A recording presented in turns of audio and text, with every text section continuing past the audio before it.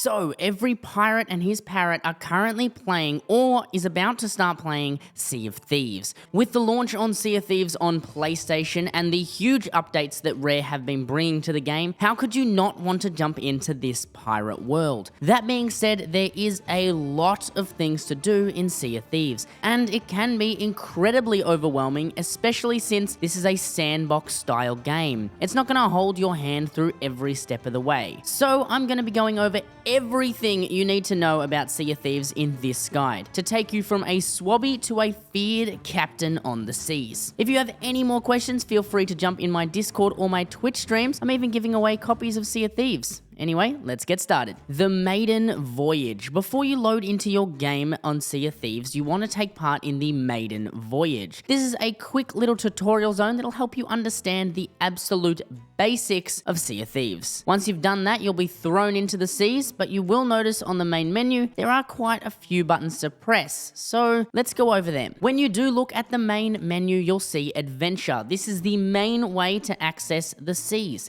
The options like Pirate Life will take you into the adventure mode, just like normal. However, you'll be spawned directly in front of the NPCs required to start these tall tales. We'll talk more about tall tales later on in this video. So you've clicked adventure and you've got two options in front of you, high seas and safer seas. But what's the difference? Well, safer seas will load you into a server with just you and your crew. No other players will be able to join. Think of it like a private server. This is great to learn the ropes of Sea of Thieves. However, you will earn 70% less gold and reputation. Your reputation with each company is also capped at 40, making it impossible to reach Pirate Legend, which requires 50 in 3 companies. Athena and Reapers, the more PvP focused factions, are not available in this mode. Next we have the High Seas. The High Seas is the standard Sea of Thieves experience. You'll be thrown into a server with other players and you'll have full access to all gameplay activities, and you'll be able to PvP with other players.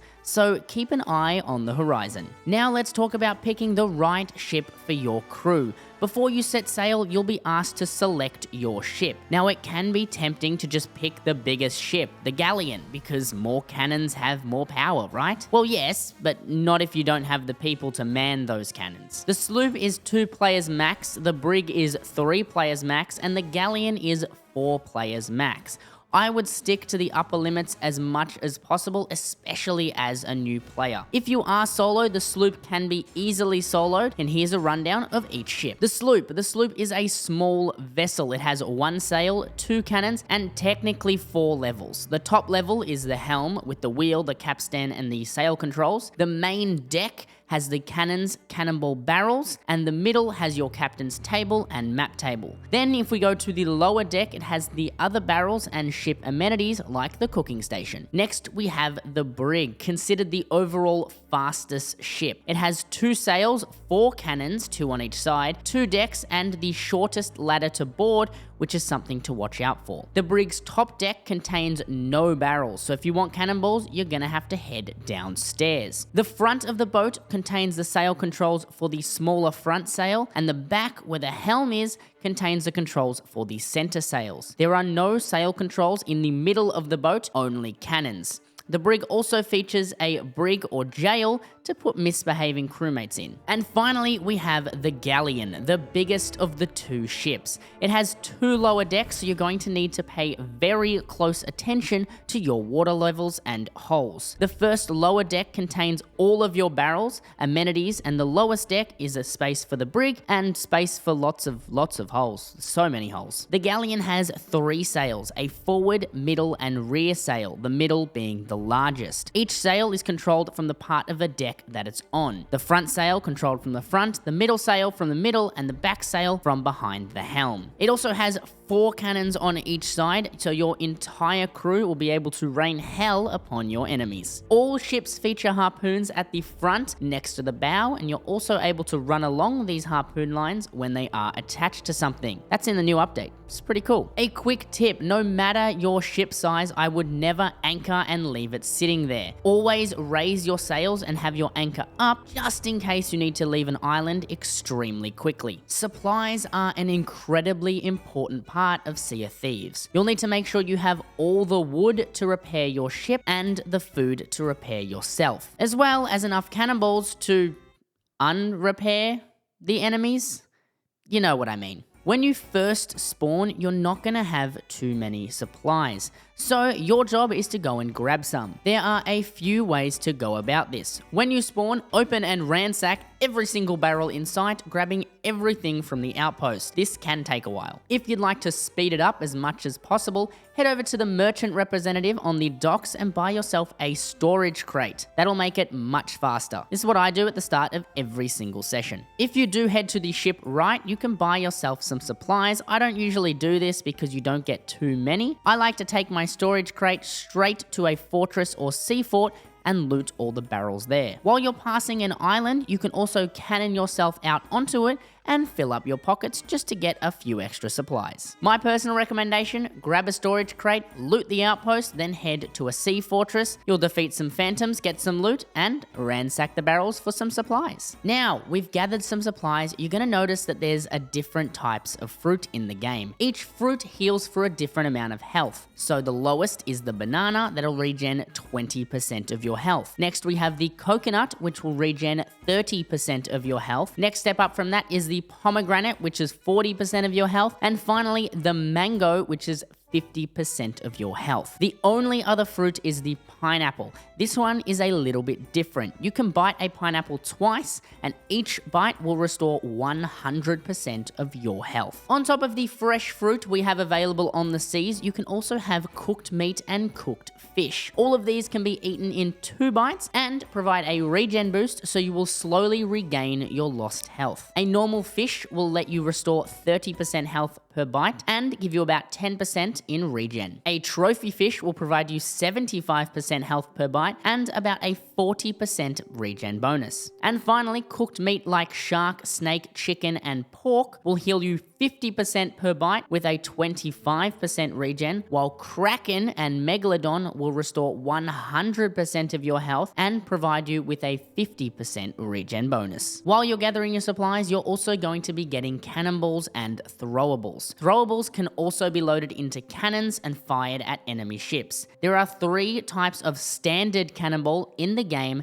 as of right now. First, we have the normal cannonball. This has no special properties and is found in abundance. We then have the chain shot. A chain shot has a wider hitbox than the normal cannonball. They're also heavier, so you'll need to aim up. They will take down a ship's mast in 1 shot, with the exception of the sloop, which does require 2 chain shots, and this is because the ship only has 1 mast. They can also be used to damage a ship's wheel or anchor to further immobilize other pirates' ships. These are arguably the rarest of the normal cannonballs and are very scarce, so use them very wisely. The final normal cannonball we have is the newly added scattershot. The scattershot is like a shotgun for your cannon. It fires multiple shots and is the heaviest of all cannonballs, so you'll need to aim much higher than usual. You'll also need to be very close to the other ships because these balls have a very large spread. Next, we have the Wraith, Phantom Ball, and Phantom Fireball.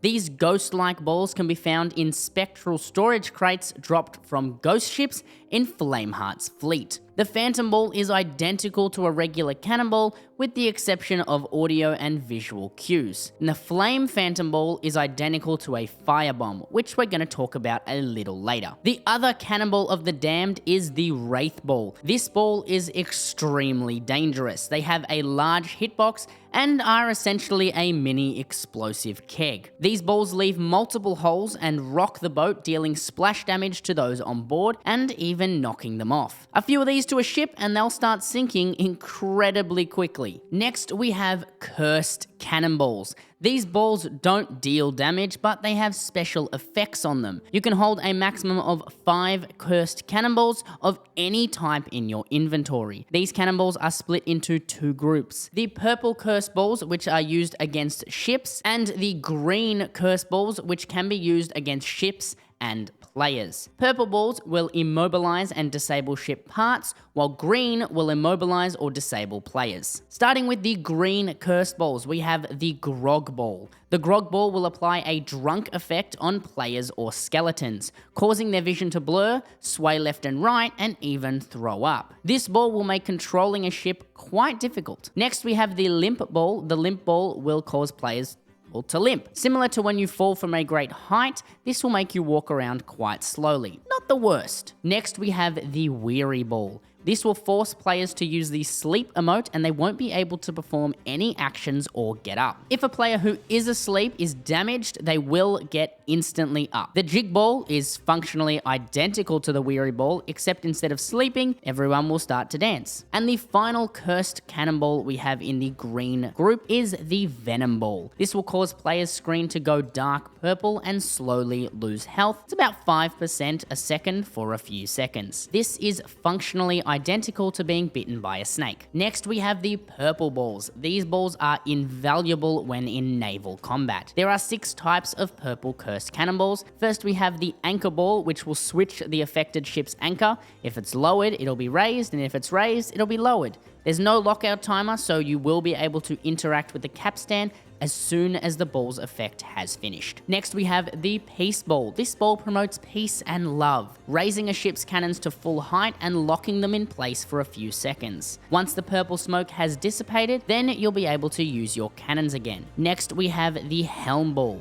This ball will almost lock out the helm entirely. When hit with this ball, the helm will be locked into position. Players can still move the wheel about 1/6 of a full rotation in both directions. But this will have a major effect on the ship's maneuverability, especially during combat. Next, we have the Ballast Ball. This ball will lower the ship into the water for a few seconds. This ball is incredibly effective if timed correctly. If you riddle the enemy ships with holes and then fire this ball, there's almost no escape, since they'll be taking on maximum water. This is also incredibly useful to galleon crews who aren't repairing mid-deck holes. The next purple ball we have is the Rigging Ball. Upon hitting a ship with this ball, it'll raise all their sails and lock them in place for a few seconds. Distracted crews who are repairing their ship may not even notice the raised sails, giving you enough time to get in a good broadside position or even board them. And finally, we have the Barrel Ball. This ball will lock players out from using their barrels for a few seconds.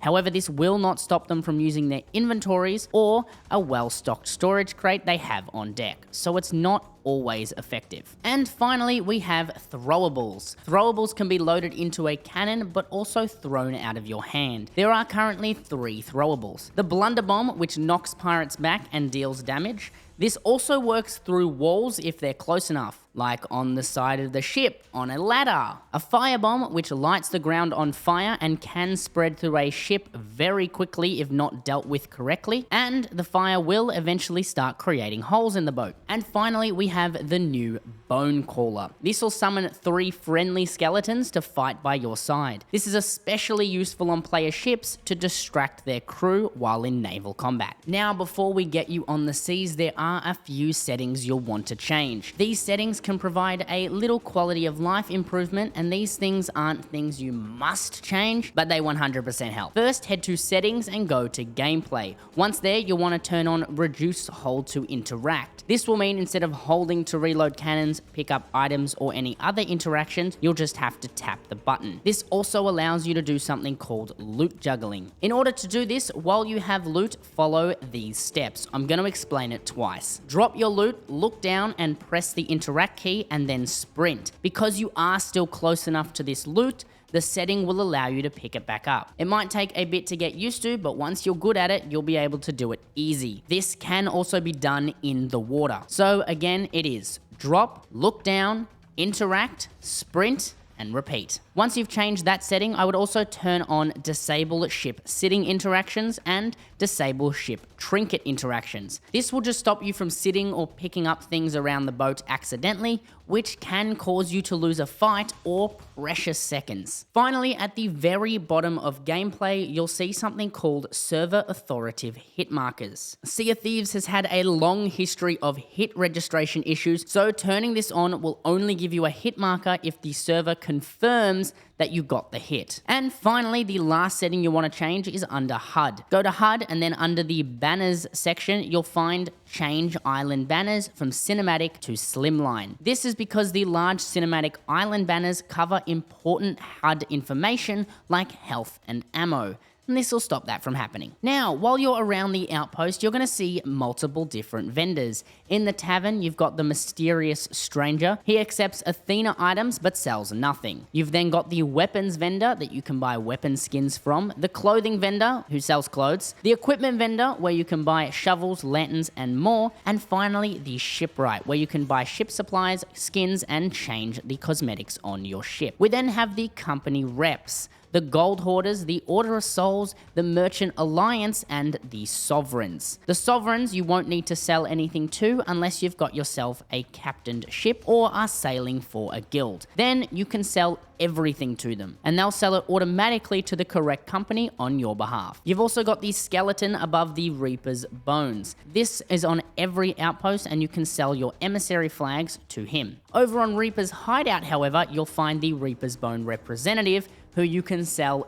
everything to. So you're almost ready to sail for your first time, but there's a few things you need to know before we start. Customizing your ship is important. You want it to look good, and you want it to strike fear into your enemies. Once you've purchased yourself some cosmetics or earned yourself some trinkets, you'll be able to go over to the shipwright on the docks and look at the little chest. In this chest, you'll be able to customize every part of your ship. You're also able to climb on top of the crow's nest and put up a little flag or an alliance flag. We'll talk about alliances later in the video. There's also the flag of Reaper's mark. Read the warning. This flag many new players put up because it's a cool looking flag, but it does mark your ship on the map as someone who wants to PvP. So be aware of that if you want to put it up, because a lot of ships will come running. Now that you're getting ready to set sail for the first time, it's important to be aware of the different weapons you can choose while you're sailing on the seas. There's the sword, the flintlock, the blunderbuss, the eye of reach, the throwing knives, and finally the double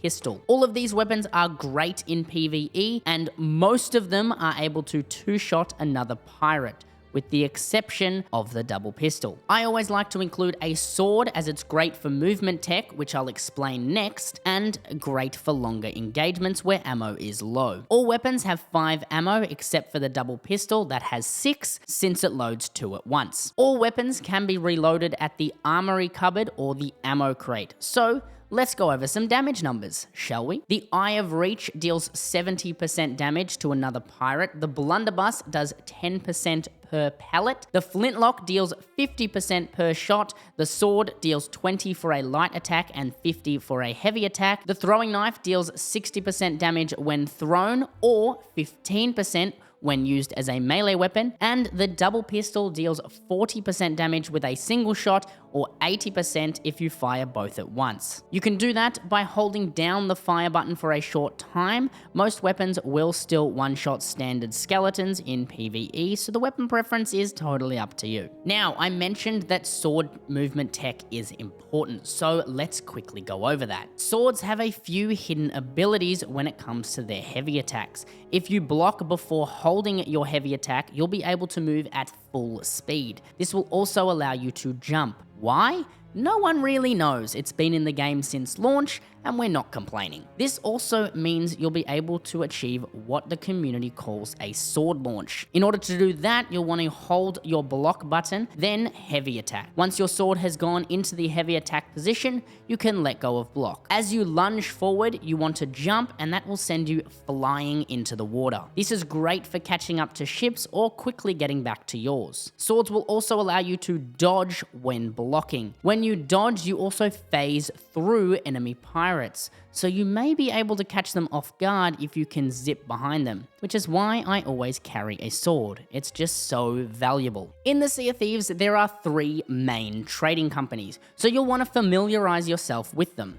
We touched on them very briefly earlier, but we're going to go more in depth right now. The 3 main alliances are the Merchant Alliance, the Gold Hoarders, and the Order of Souls. There are also 3 other companies, the Athena's Fortune, the Reaper's Bones, and the Hunter's Call. But let's start with the Merchants Alliance. The Merchants Alliance are all about delivering goods on time and in good condition. Their voyages involve picking up and delivering cargo, capturing and returning animals and supplies, or hunting down lost shipments. You can also sell crates of various goods to them, as well as cargo and ship logs. Next, we have the Gold Hoarders. They love their chests and trinkets. Their voyages involve X marks the spots on maps, riddles, and gold vaults. Just about every chest you pick up will be sold to the Gold Hoarders. And the final main faction, the Order of Souls. They focus on undead and the mysterious relics of the Sea of Thieves. You can also sell defeated skeleton bounty skulls to your local order rep. Their voyages include hunting down skeletons, hunting down skeleton bosses,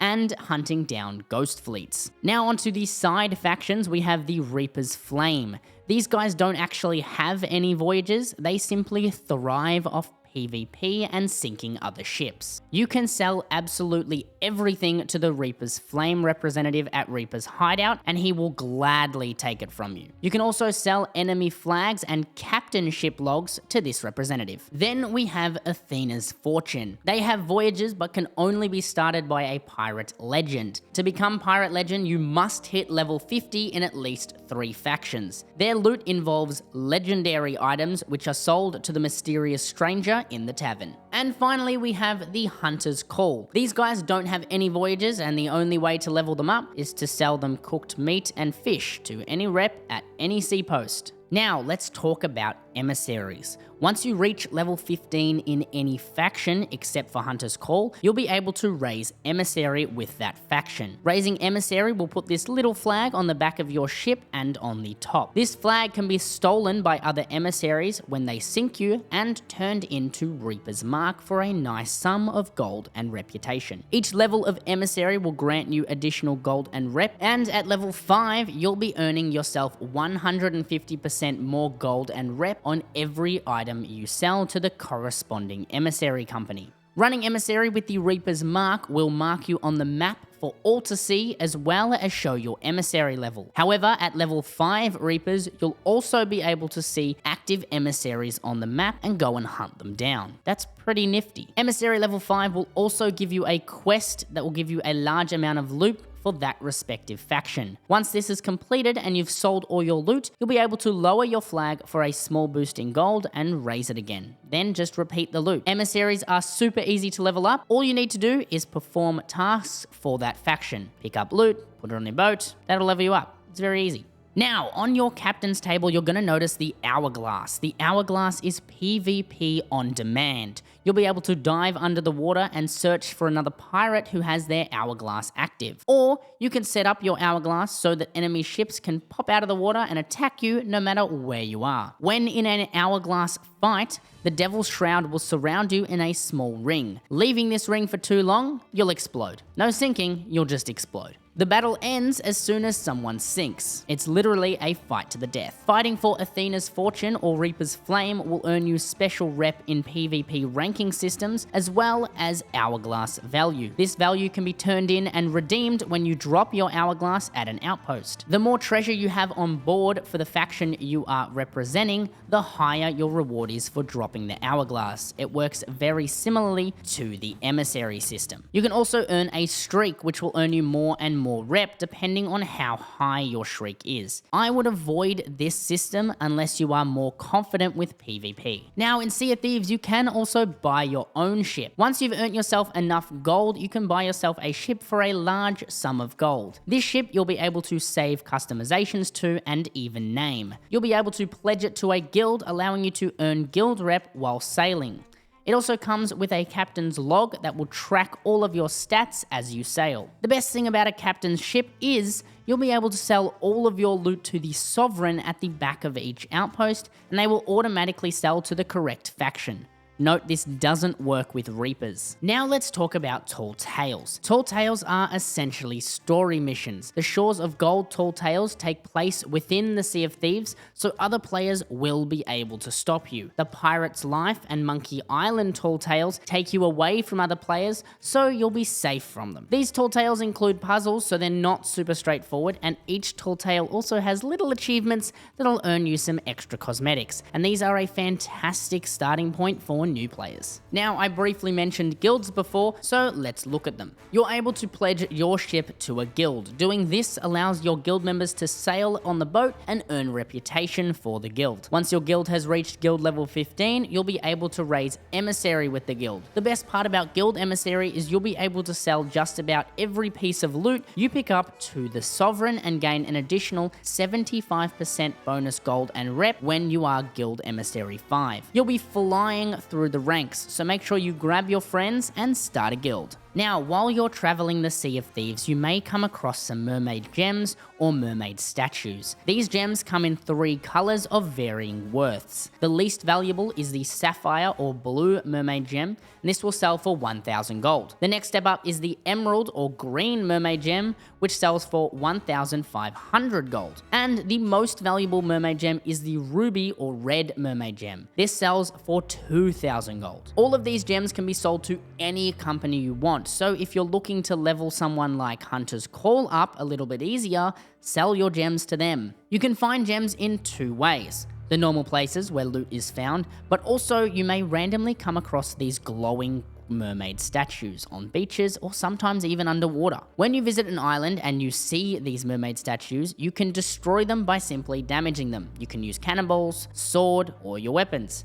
If you are using a sword, if you are too close to the statue, it will start to damage you. These statues can also regenerate the health, so keep hitting them. The higher value the mermaid gem inside the statue, the harder it will be to destroy, so keep that in mind. Now, Sea of Thieves sound design is amazing, we can all agree, but some sound cues in-game convey information to the player. So you're gonna wanna make sure your SFX and music volume is turned up and on. Otherwise, you might miss out on a good chunk of information. Some of the sound cues in Sea of Thieves are you hitting another ship with a cannonball, a skeleton ship is spawning, the Megalodon music during a fight.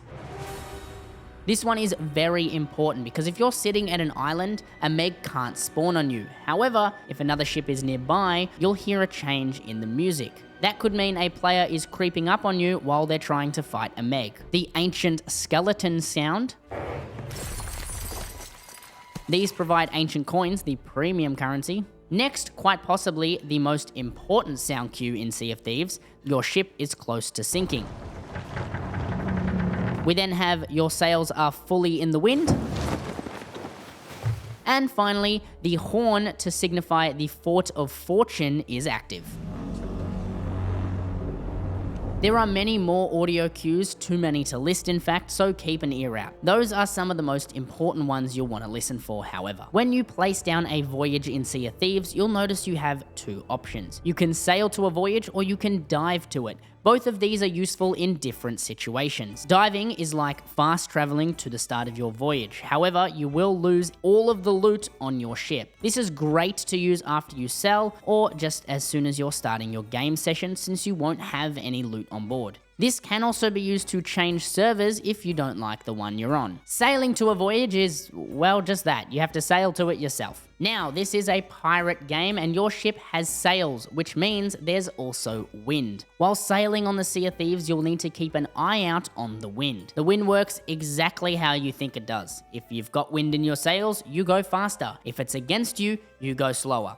However, if the wind is blowing across your ship, there are different positions for your sails. Let's go over them. If you've got a breeze that you can't seem to catch, which means you are not hearing the audio cue, if you're on a sloop, instead of placing the sails to the side and just scraping the breeze, it's actually better to use what's called dummy sails. Dummy sails is putting the sails in the start position. directly horizontal with your boat and facing forward. However, on a brig or a galleon, even if you can't get the sails in the wind, it's better to catch the cross breeze, as these ships can benefit from a crosswind unlike a sloop. Dummy sails will not work on a brig or a galleon. A good point to note is the bigger the ship, the faster it is in the wind. So if you're a sloop, run against the wind if you're trying to get away from a brig or a galleon. Once you've got the hang of things on your boat, there are some more advanced sailing tactics. These include the anchor turn. Fully lock your wheel and drop the anchor. As soon as it hits the ground, pull it back up. This will cause your ship to do a 180-degree turn and will let you quickly change direction if you're being chased or for some reason you need to change direction. You've also got the harpoon turn. The harpoons on the front of the boat are able to perform a harpoon turn. To achieve this, simply sail near a rock or island and aim the harpoon towards the ground. The closer to the bottom corner, the sharper the turn will be. As soon as the harpoon attaches to something,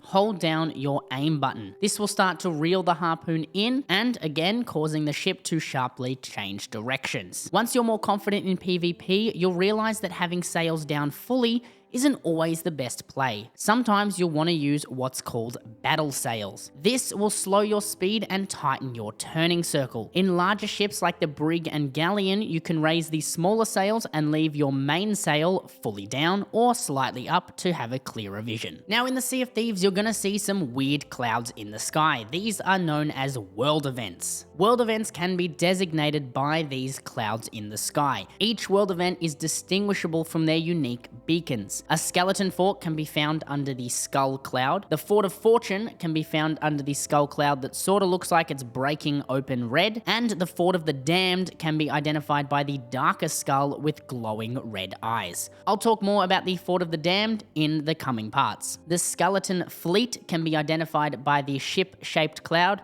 and the Ghost Fleet can be found at the Blue Tornado. Then finally, the Ashen Winds boss fight can be found at the Fire Tornado. And if there is no cloud or no beacon in the sky, that means the Kraken is lurking. Megalodons differ from other world events. They're more similar to skeleton ships, and they can attack you at any time on the open seas. There are 5 types of Megalodons. They're all pretty much the same, just differing in colors. The Hungering One is blue, the Crested Queen is a dark purple, Shadowmoor is a dark grey, Ancient Terror is a mossy yellow, and the most rare of the Megs, which I personally have never seen in-game, the Shrouded Ghost. If you see the Shrouded Ghost, stop what you are doing immediately and slay that thing. Meg fights are quite easy. All you want to do is rotate against the Meg and fire cannonballs as he swims past. If he comes to attack you, you can stagger him by firing cannons at him. If you can't stop the attack, get below deck so you don't get knocked in the shark-infested waters. Now, the Fort of the Damned is a world event that can be triggered by the player. This is done by collecting a ritual skull and collecting all the Flame of Fate colors. Once you've done that, bring everything to the Fort of the Damned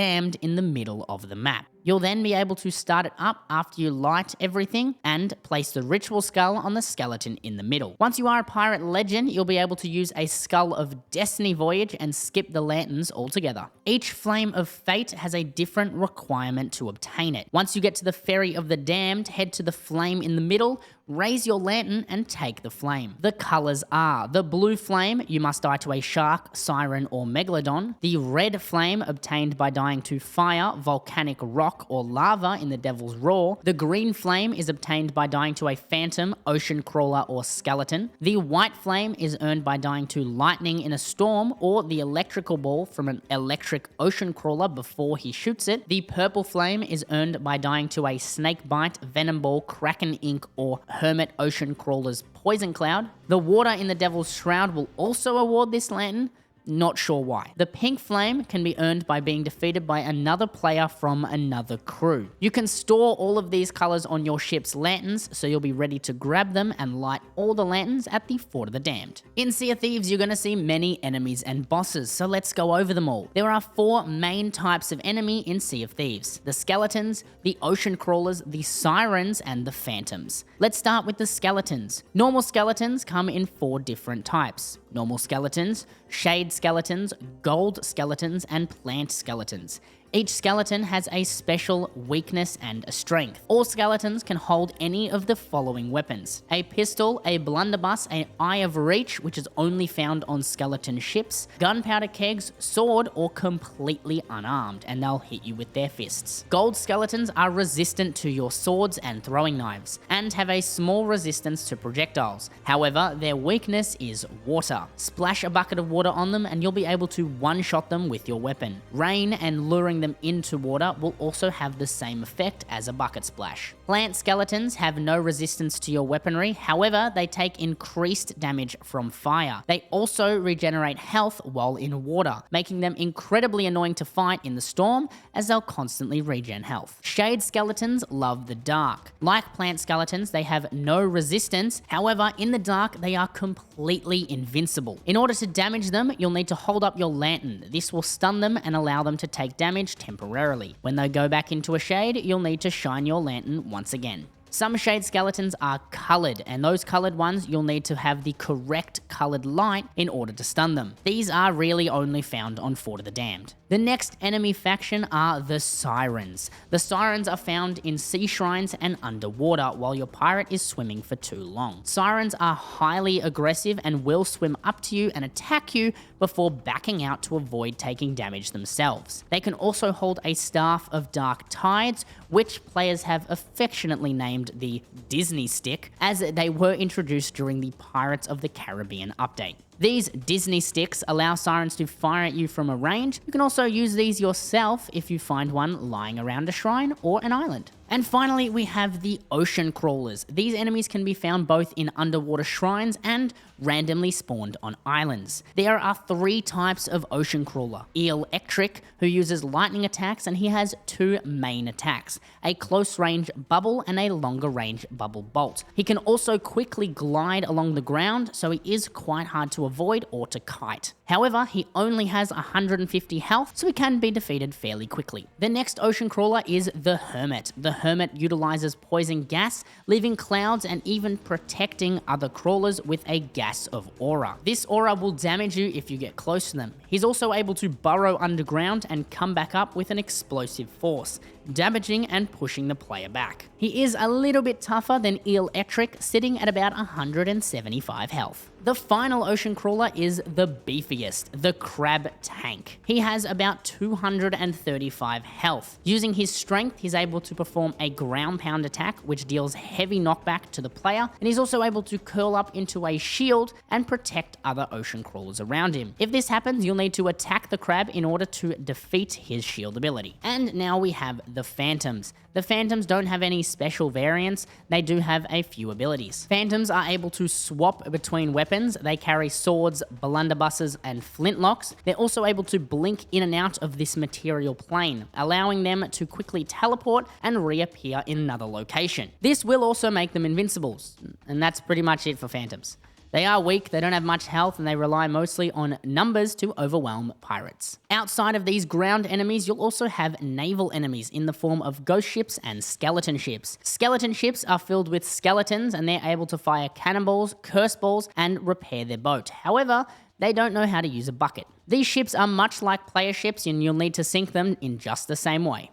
Ghost ships, on the other hand, are able to fire wraith balls, which are incredibly dangerous, and phantom balls, which are just like normal cannonballs, as well as the fire phantom ball. These ships take 3 cannonballs to defeat, and their hitboxes are very generous. The boss ghost ship in these fleets, noted by the flame sails, will take more cannonballs, but functionally they're exactly the same. Now let's talk about the bosses. The bosses in Sea of Thieves are fairly generic. Each faction boss is a reskin of the others. Skeleton bosses have 3 abilities. 1, the ability to spawn skeletons to fight by their side. 2, they're able to go underground and reappear in a different area. And their final ability allows them to slam the ground, dealing massive knockback. Next we have the Ashen Lords, who are identified basically as skeletons with fire powers. They have multiple phases and a ton of health. Each phase they unlock a new ability to attack the player with. During the first phase, he has access to the following attacks: a melee attack, which will damage and knock back players who get too close.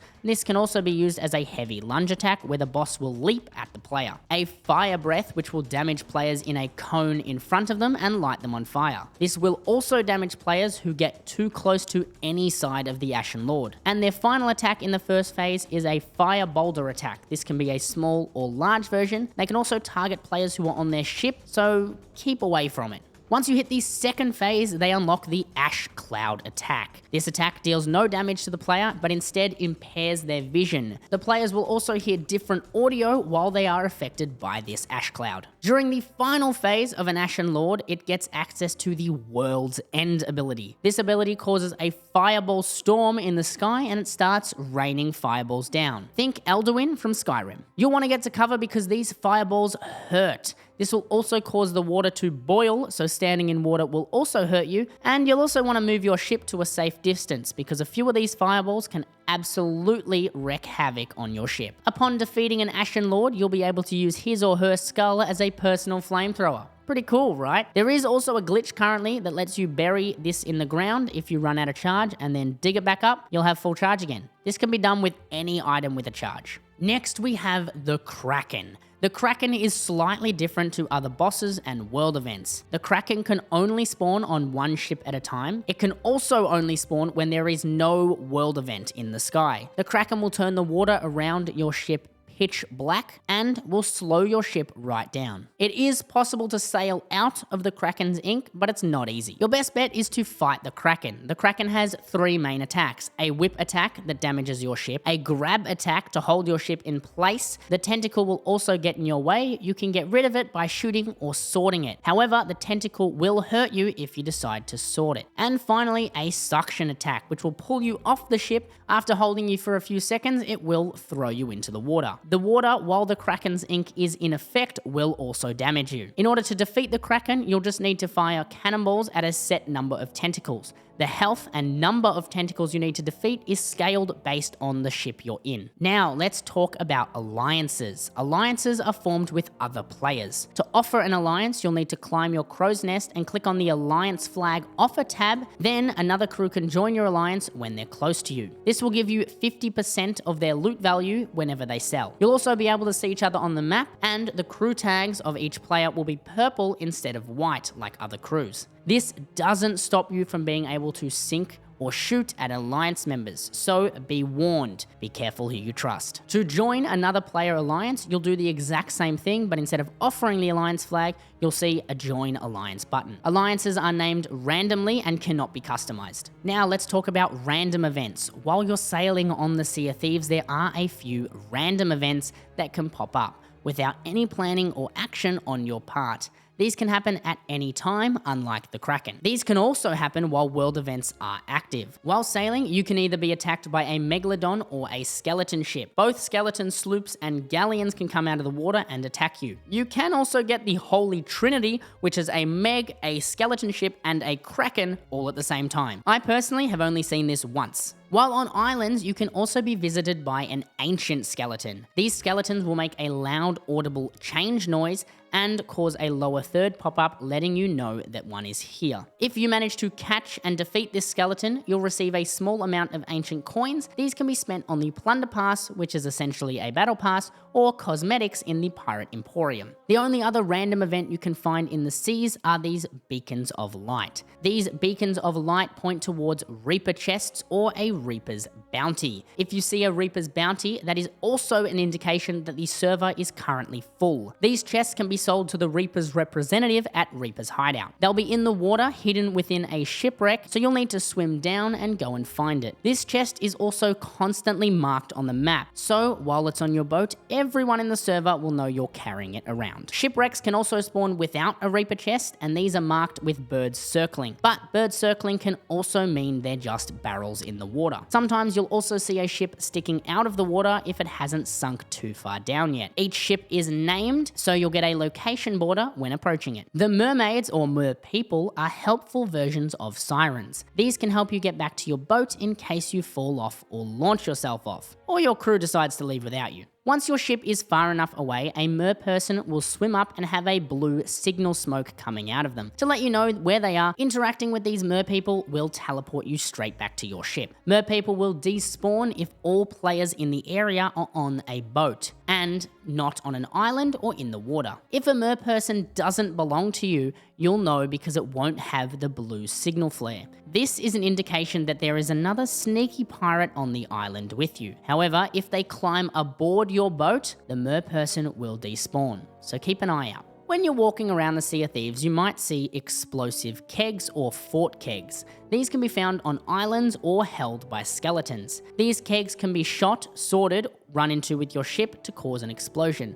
You can also just light them yourself. They deal massive damage to ships and players, as well as massive knockback. These are incredibly deadly if another pirate gets on board your ship while holding one. Pressing attack will light the fuse of a keg, and ADS will put the fuse out. The fuse of a keg is 5 seconds. The fuse does not get shorter no matter how many times you cancel it. It will always be 5 seconds. Fort kegs, or mega kegs, can be identified by the bones holding around them. They're identical to normal kegs, and the only difference being their explosion is significantly larger and deals significantly more damage. If you are on the receiving end of an unfortunate explosion, when you do die, you are sent to the Ferry of the Damned. This is to balance a respawn timer. No matter how fast your SSD or PC is, the respawn timer is consistent. On the ferry, you'll see the ferryman, a mysterious character that we don't know a lot about. Inside the ferry, you've got the Flame of Fate, which is what gives you the lantern colors, and, well, not much else. You're able to sit in here for as long as you like.